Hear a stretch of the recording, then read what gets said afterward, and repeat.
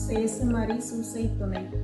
இறையன்பில் பிரியமான தோழமைகளே, இறைவனின் ஆசியும் கருணையும் யாருக்கு கிடைக்கும் என தூய ஆவி அறிவுறுத்துகிறார் என்று நீதிமொழிகள் நூலிலிருந்து கேட்போம்.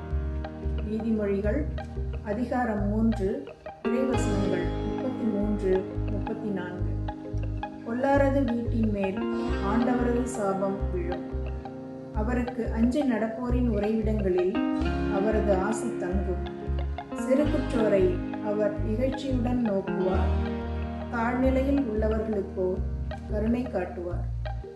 ஆம் சகோதர சகோதரிகளே, நாம் யாரும் இறைவனின் சாபத்தை விரும்புவதில்லை. செருக்குள்ளோரும் பொல்லாங்கு செய்வோரும் இறையாசி பெறுவதில்லை.